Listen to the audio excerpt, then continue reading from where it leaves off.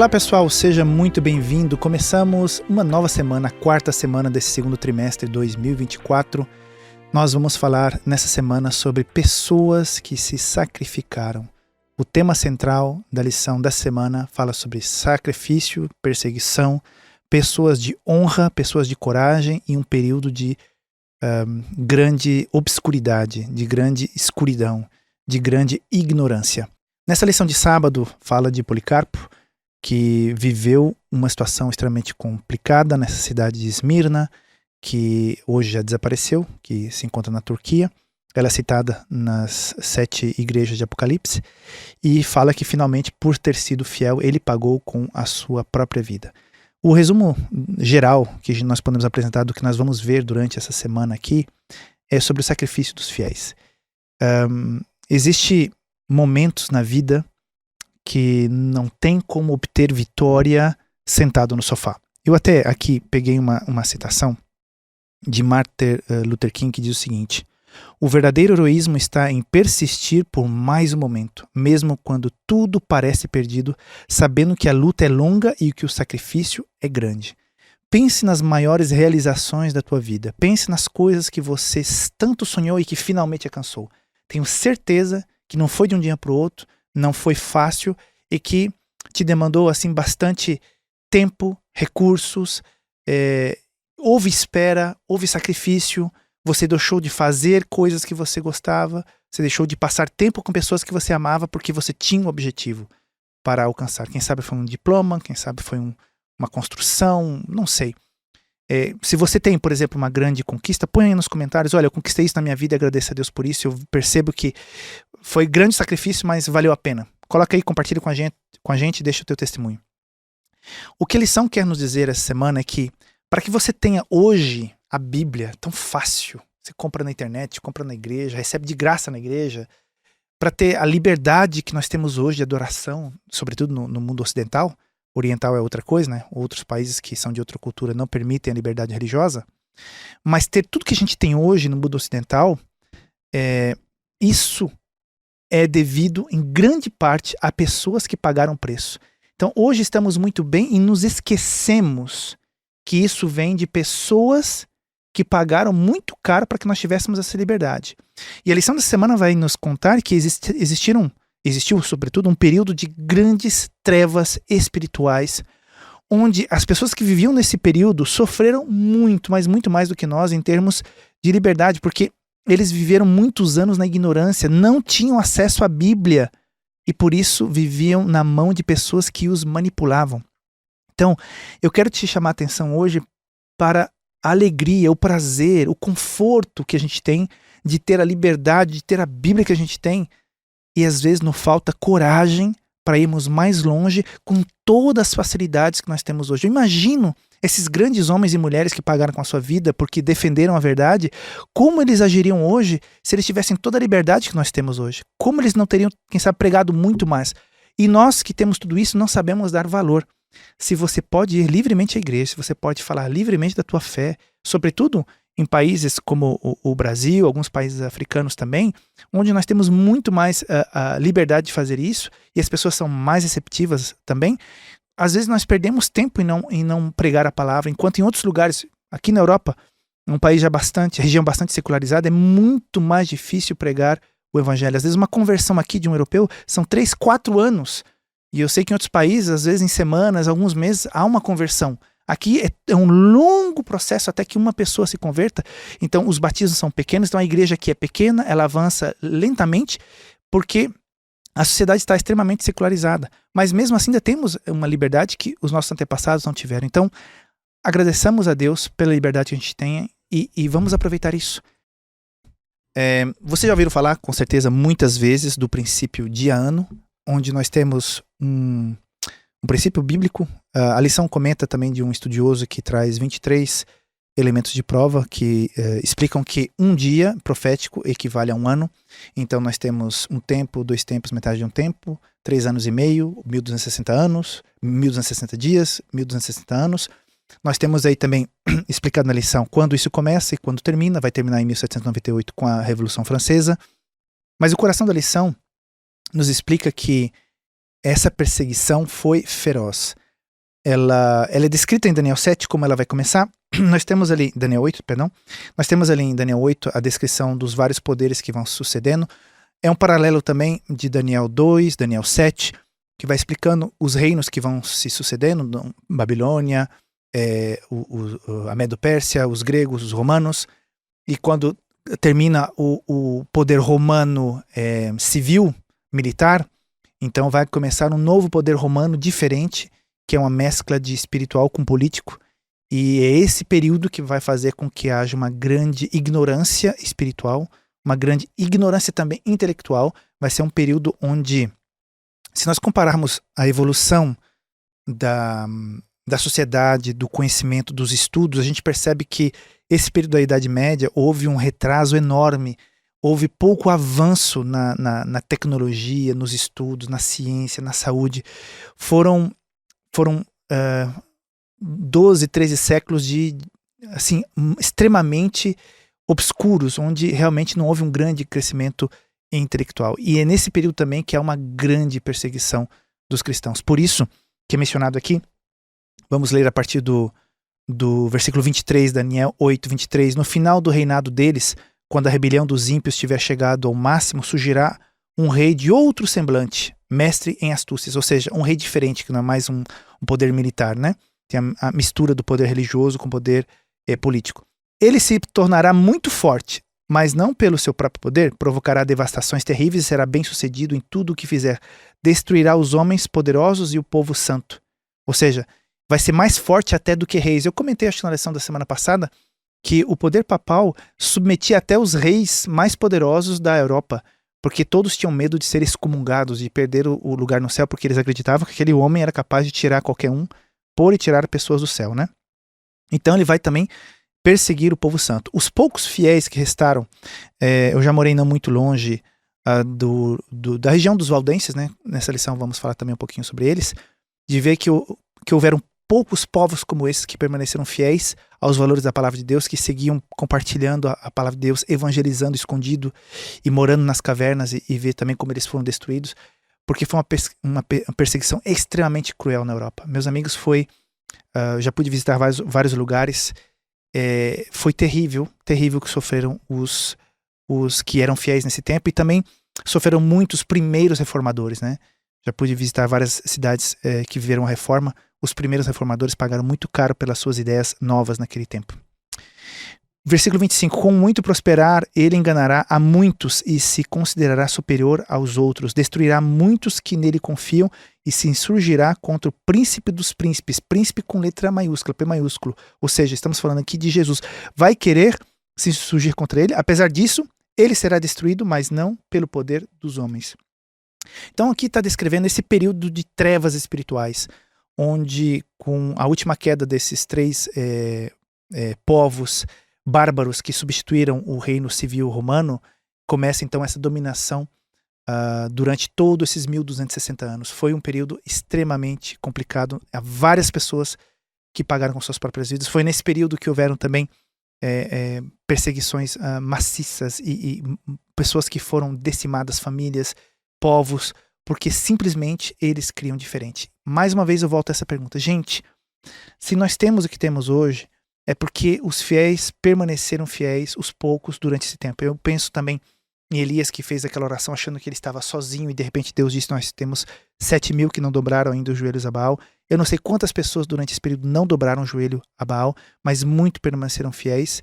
E quando finalmente esse poder papal foi diminuído com a Revolução Francesa, infelizmente, tivemos por um lado mais liberdade, baixou um pouco esse poder da igreja, mas surgiram poderes civis que vão também perseguir a revolução, a reforma.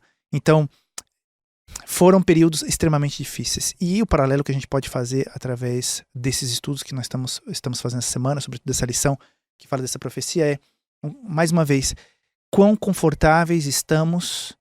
Nós herdamos algo muito bom, e o que estamos fazendo com toda a liberdade que ainda temos?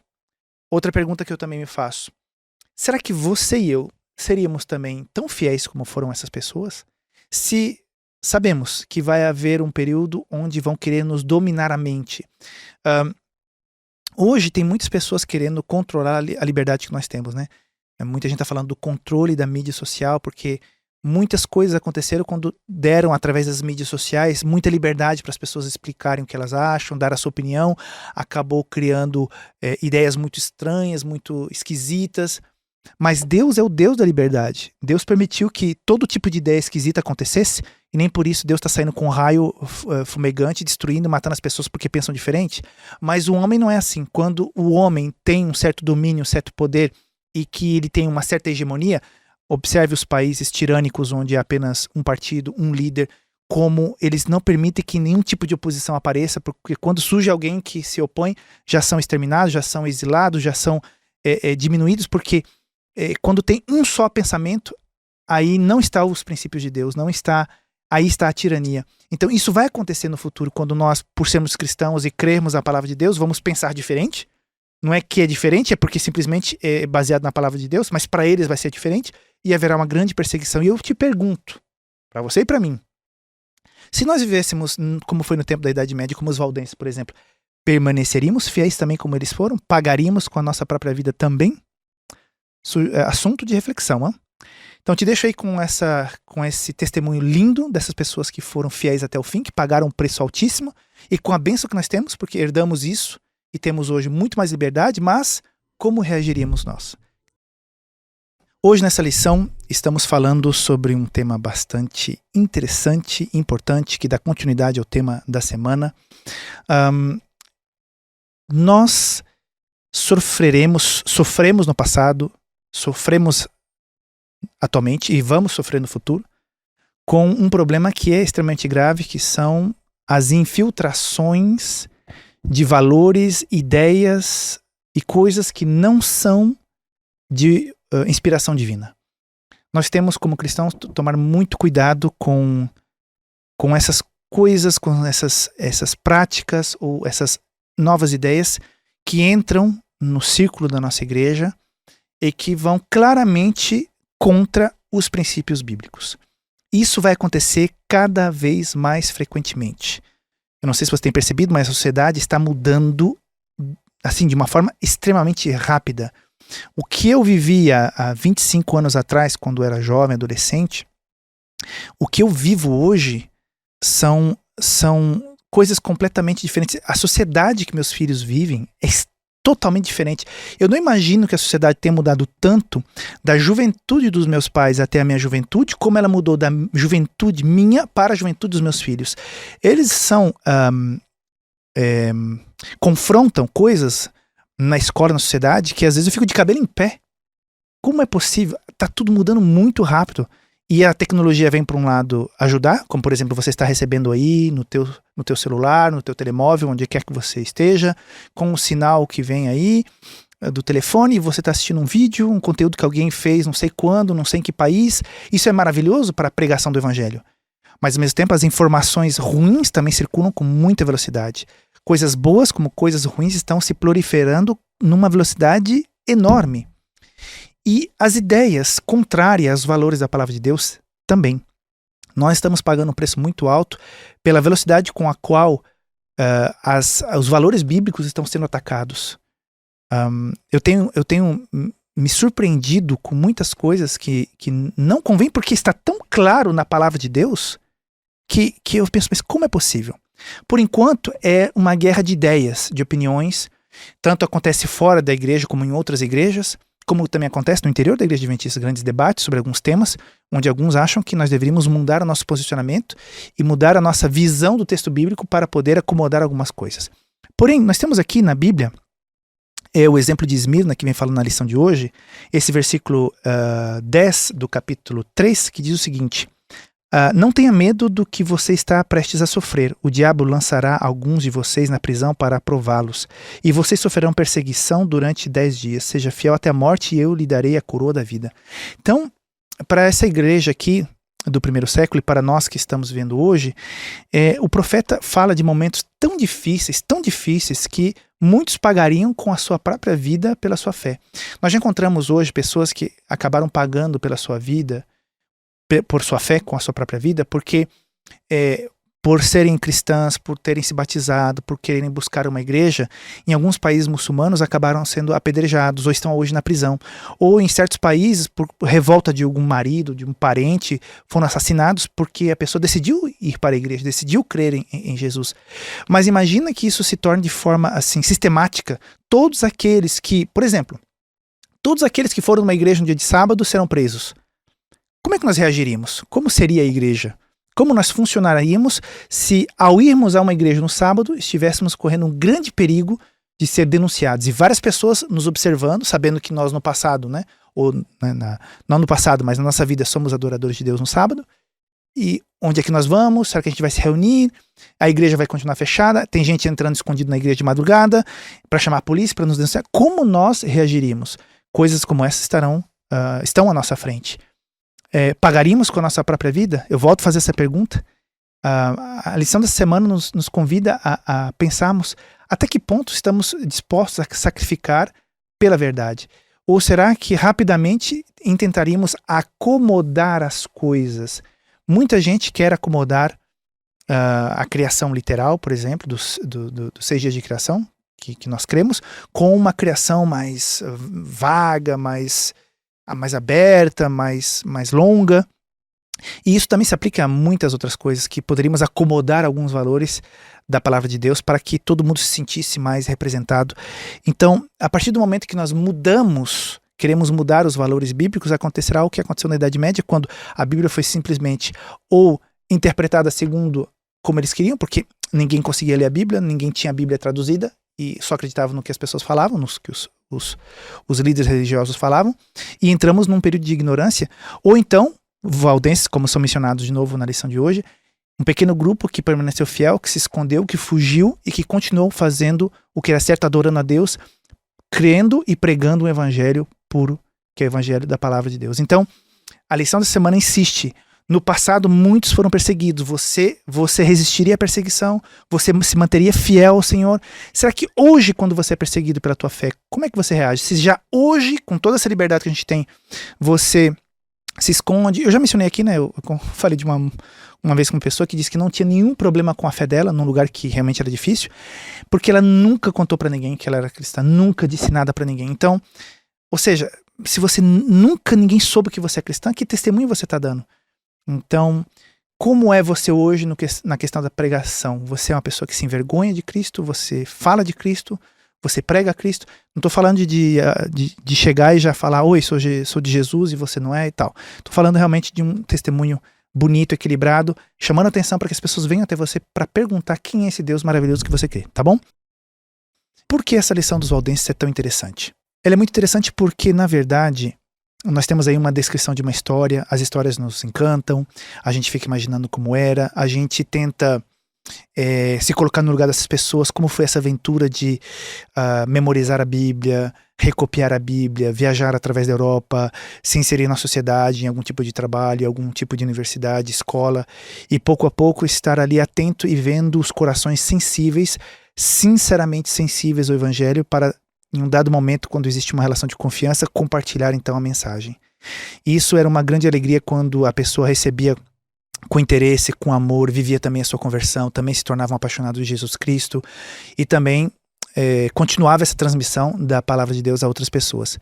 Mas quão terrível deveria ser quando esses jovens valdenses imaginavam que uma pessoa realmente estava interessada, que realmente poderiam fazer confiança, e no momento que abriam seu coração, falavam das Escrituras, quem sabe mostravam um trecho da Bíblia que eles mesmos escreveram, porque tinham essa parte da Bíblia memorizada na mente, de repente descobrem que aquela pessoa não era tão sincera e acabam sendo denunciados e mortos. Ou seja, eles levavam um presente e ao mesmo tempo era a sua própria declaração de morte, porque dependendo da pessoa com quem eles compartilhassem, aquilo poderia ser para o bem daquela pessoa ou poderia ser para o seu próprio mal. Então, que fé, que coragem, que sacrifício eles não tiveram que ter para poder continuar levando a mensagem. A gente percebe pelas profecias e também pelos evangelhos que haveria um tempo de apostasia muito grande, muito terrível, com muita perseguição, mas sempre existiria um pequeno povo fiel. Mas é bonito a gente imaginar isso, é bonito a gente sonhar com esse período e tal, mas eu creio que o que a lição quer nos trazer hoje é algo muito mais profundo. Essas histórias têm que nos inspirar, mas nós temos também que nos projetar através dessas histórias. O que eles faziam era sublime, era supremamente importante e revelava o verdadeiro caráter, a verdadeira consagração deles com Deus. Ou seja, arriscavam a própria vida para levar vida de verdade às pessoas. E às vezes, eu imagino que eles ouviam falar, fulano em tal cidade, em tal lugar, foi morto, foi preso, foi executado. Então, era muito forte isso. Nós temos que pegar essa lição, imaginar e projetar-nos no futuro. Olha só, vai chegar um tempo em que nós seremos tão provados quanto os valdenses que nós vamos ter que decidir se continuamos o nosso testemunho com o perigo de perder a nossa própria vida. E a minha pergunta para você e para mim que eu faço hoje é: teria eu coragem de o fazer?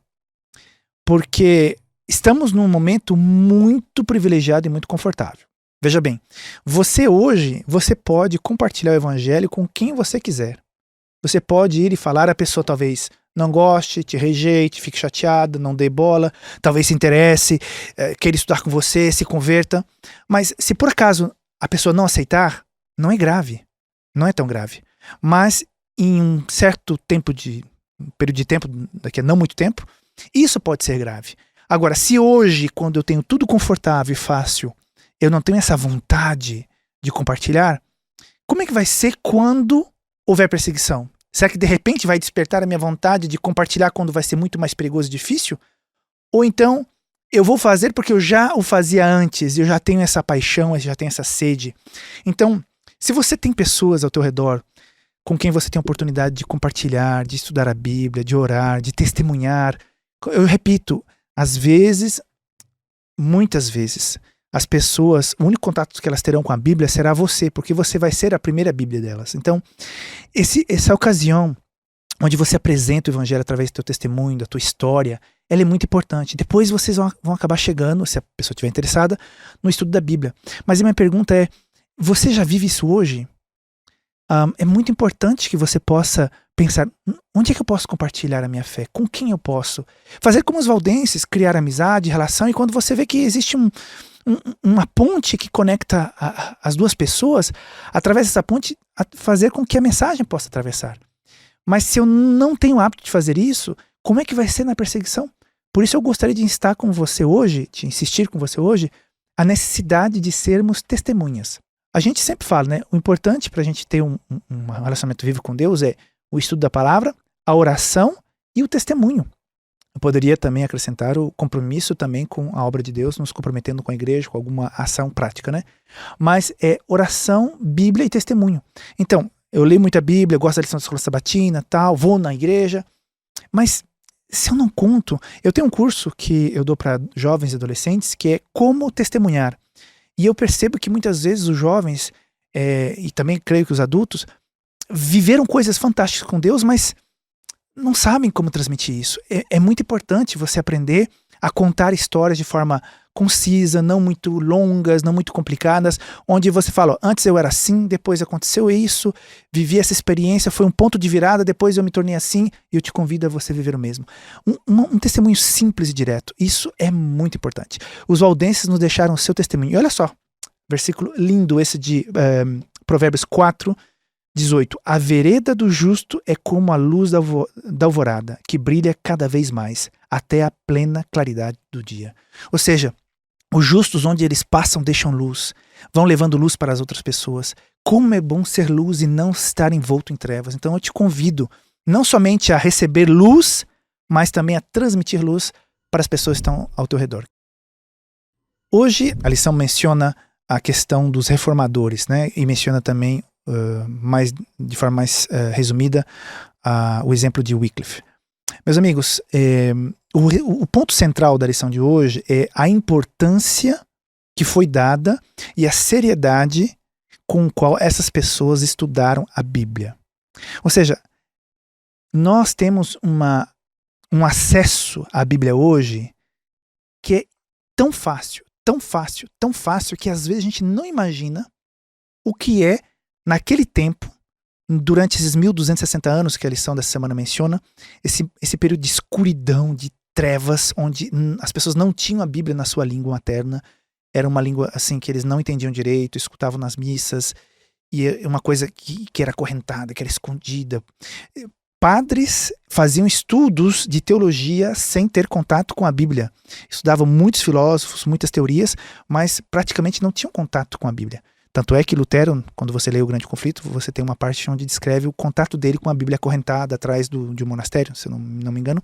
Então, imagina você hoje com um carro querendo se deslocar, mas sem gasolina.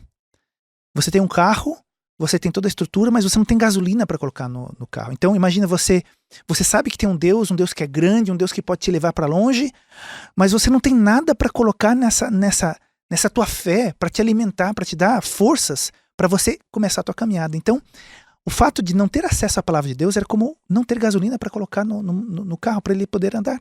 Então imagina como era complicado para essas pessoas. Eles tinham sede demais de ir mais longe, e de repente alguns deles começaram a ter acesso a uma outra forma de ver, começaram a ter acesso às escrituras, estudaram idiomas e puderam entender o que estava escrito no original, e alguns começaram então a traduzir para que outras pessoas pudessem ter acesso. Então, a importância do estudo da palavra de Deus. Esse livro aqui, meus amigos, é muito importante. Foi através desse livro que começou todo o movimento da reforma, que mudou toda a sociedade da Europa e também do mundo. Ou seja, não foi um escrito de um filósofo, de um grande sábio, foi a leitura da palavra de Deus que fez com que tudo acontecesse na nossa sociedade atual. Muitos dos países desenvolvidos que nós temos hoje aqui na Europa e no mundo são de pessoas que viveram a reforma e através do estudo da Bíblia aprenderam a se dedicar mais, a trabalhar mais, a estudar mais, a desenvolver negócios, a criar empresas. É um espírito, como a história da gasolina, começaram a colocar gasolina na sua vida para poder ir mais longe. Então, a palavra de Deus muda a vida de uma pessoa. Não somente no momento da conversão, mas os valores da Bíblia levam a pessoa a ter outra forma de abordar os estudos, o trabalho, a responsabilidade, fugir da preguiça. Quando você lê aqui que, olha, ô preguiçoso, para de ficar aí só querendo dormir e tal, a Bíblia mesmo, vai ver as formigas, vai trabalhar com as formigas, olha o exemplo delas. Então, Salomão, quando ele fala isso para você, se você é uma pessoa sincera, você lê isso e fala, mas eu tenho que também produzir. Então a Bíblia entra e muda todas as facetas da vida da pessoa. Foi por isso que a reforma aconteceu. Então, quando nós, com todo o acesso e toda a facilidade que nós temos, nós não lemos a Bíblia, nós estamos colocando, não sei se é certo esse exemplo, mas estou colocando um pouquinho de álcool no carro. Ou seja, ele vai assim, pum, pum, pum, pum, mas não vai muito longe. Bom, hoje tem os carros flex, né? Sou do tempo onde no Brasil não tinha carro flex. Mas assim, não é o mesmo combustível quando você tem lá na mão e você não lê. Não é a mesma coisa. Então, as grandes mudanças que eu vivi na minha vida, que você também deve ter visto na tua vida, foram fruto do estudo da palavra de Deus. Então, hoje a lição está dizendo, olha, os reformadores fizeram o que eles fizeram, a sociedade mudou como mudou, porque eles se apaixonaram pela Bíblia. E o convite que Deus te faz hoje é, volte a se apaixonar pela Bíblia. Gente, não é fácil. É um monte de letrinha pequena, preta, num papel branco. Mas quando você entende que isso é a palavra de Deus e você precisa se alimentar para ser essa gasolina, essa força em você, pouco a pouco o prazer de ler as escrituras vai aumentando e você vai se sentindo uma nova criatura e vai tendo esse ânimo para enfrentar os problemas, para ser mais paciente, para perdoar, para trabalhar melhor, com mais vontade. Você tem uma vida com paixão, não uma vida empurrando pela barriga. Hoje vamos falar sobre um dos reformadores, um dos grandes homens que viveram a sua fé até o último limite e que deixaram marcas que fizeram com que nós nos inspirássemos muito mais hoje a ouvir essas histórias. É verdade que a lição de hoje fala muito mais sobre John Huss, e que pagou com sua própria vida, que foi morto, mas quando eu li o Grande Conflito logo pela primeira vez, me marcou muito a história de Jerônimo. Jerônimo, ele falhou quando ele foi levado já febril, fraco, debilitado, depois de passar muito tempo na masmorra, ao julgamento, ele temeu pela própria vida e renegou a Cristo. Depois ele vai passar 1 ano preso. E esse 1 ano vai ser um ano onde ele vai ter sofrido como nunca sofreu na tua vida, com vergonha de ter negado o nome de Cristo. Onde ele pediu perdão, onde ele reencontrou com Cristo, onde ele se reconsagrou. E ele viveu ali 1 ano mais uma vez, sem se alimentar corretamente, sem ter higiene, no frio. Imagine que o frio na Europa aqui, justamente nessa região da Tchecoslováquia, Alemanha, República Tcheca, Eslováquia, é uma região muito, muito fria. Então, imagine como ele viveu esse ano ali na masmorra, com todo o sofrimento físico que ele tinha à volta dele e também pela culpabilidade que ele sentia na tua mente. Mas ele pediu para ser levado de volta, uma vez mais, diante do tribunal. Meus amigos, a forma como Jerônimo volta para se retratar, para pedir perdão a Deus, ele se coloca no chão, se ajoelha, ora antes de começar a falar e vai fazer um discurso que deixa todo mundo de boca aberta, porque depois de tanto tempo fraco, debilitado, parece que ele tinha escrito todo o seu discurso. E aí, como a lição fala, aquela promessa que o Santo Espírito, no momento que for necessário, vai estar ali para te ajudar a se lembrar do que tem que ser dito.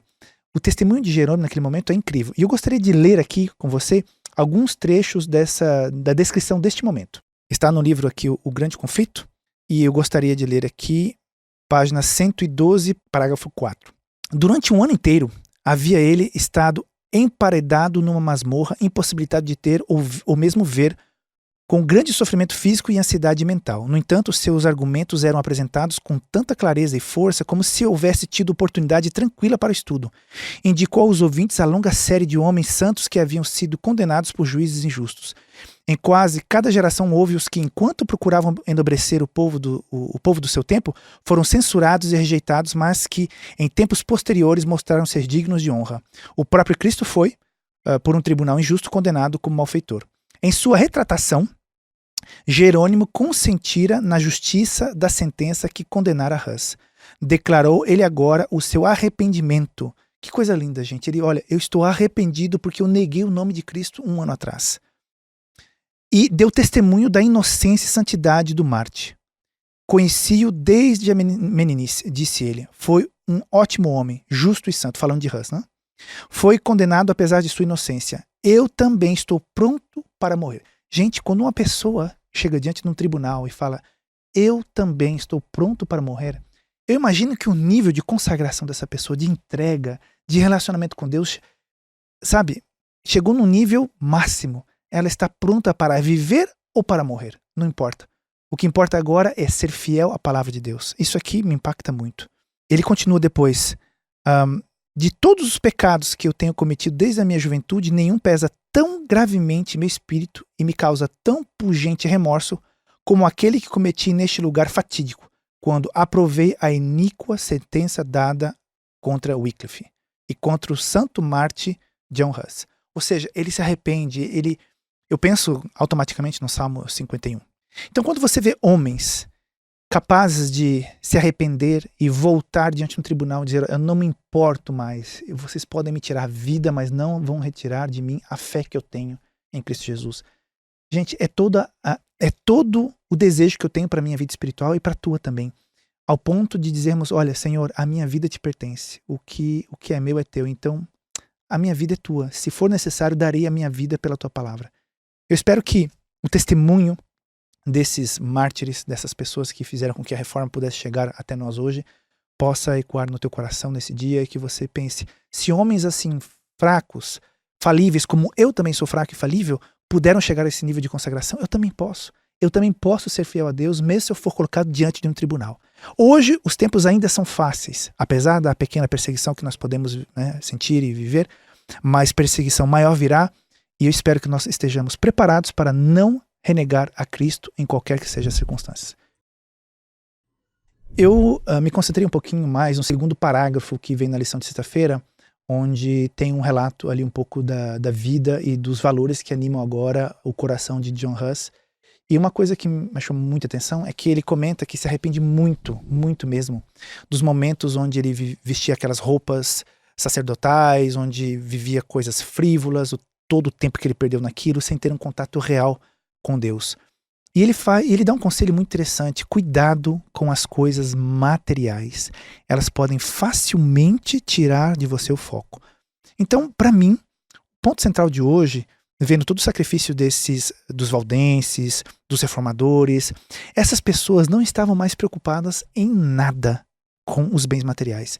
Eles colocaram a sua vida, o seu foco na pregação do evangelho. Primeiro, viver o evangelho, depois pregar o evangelho, não importa o preço. Até, né, entregaram suas próprias vidas. Que valor tinha para essas pessoas?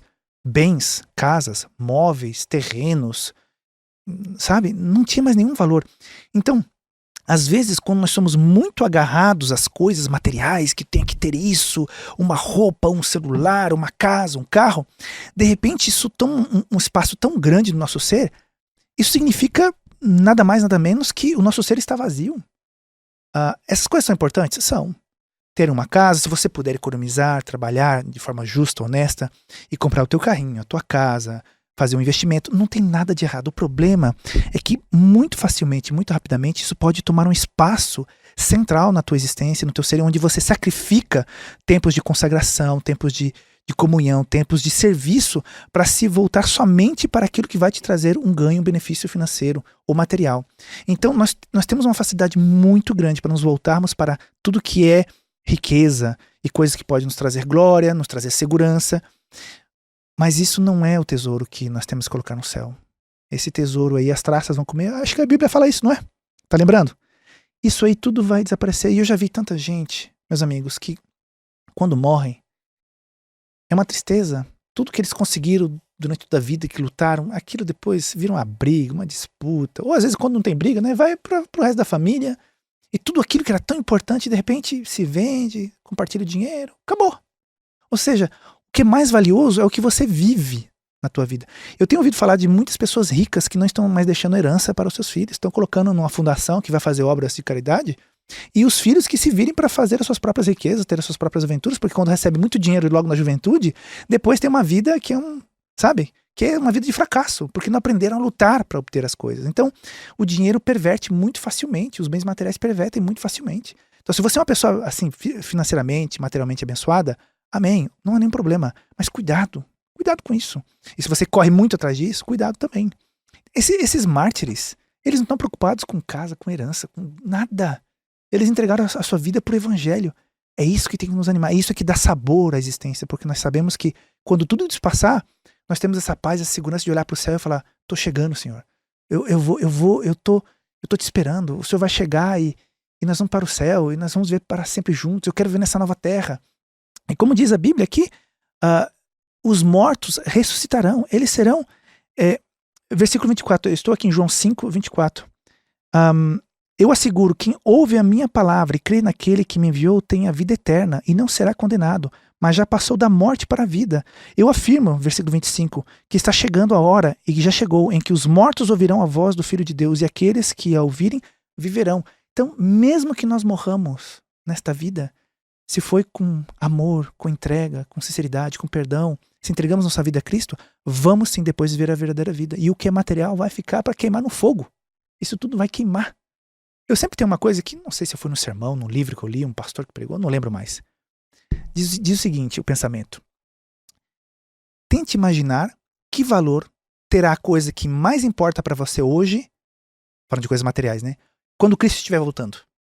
Pense na coisa que é mais valiosa para você materialmente. Agora, imagina você vendo a volta de Jesus e você feliz ali vendo a volta de Jesus. Que valor vai ter aquilo naquele momento? Nada. Nada. Ok? Daqui não vamos levar nada, só o nosso caráter. Então, meu amigo, se você está colocando muito esforço e preocupação nas coisas materiais, a lição de hoje te convida a recentrar um pouquinho a tua vida para que você possa colocar em primeiro lugar a palavra de Deus e pregá-la para outras pessoas, testemunhar, ok? Que Deus te abençoe, que tenha um bom sábado e a gente se vê na semana que vem para a 5ª semana desse trimestre, tá bom? Um grande abraço, tchau, tchau.